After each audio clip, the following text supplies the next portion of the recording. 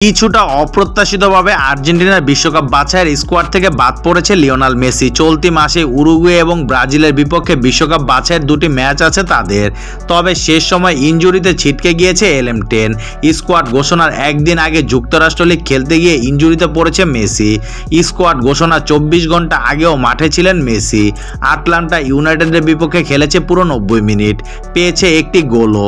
এমন অবস্থায় মেসি না থাকাটাই বড় বিস্ময়। পরবর্তীতে জানা গেল MLS এর এই ম্যাচে ইনজুরিতে পড়েছে মেসি, যে কারণে জায়গা হয়নি 25 জনের স্কোয়াডে। মেসির ক্লাব ইন্টার মায়ামির পক্ষ থেকে নিশ্চিত করা হয়েছে পায়ের অ্যাডাক্টর পেশির ইনজুরিতে পড়েছে LM10, তবে গুরুতর কিছু নয়, লোয়ার গ্রেড সাইডের ইনজুরি।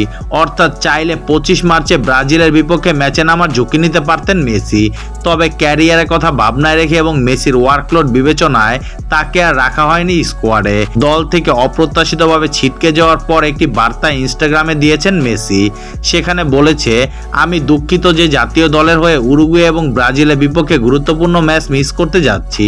আমি আসলে খেলতে চেয়েছিলাম, কিন্তু ছোট্ট একটা ইনজুরি মানে আমাকে বিশ্রাম নিতেই হবে, তাই আমি থাকতে পারছি না। আমি বাকি সব ভক্তদের মতোই সমর্থন করে যাব। এগিয়ে চলো আর্জেন্টিনা।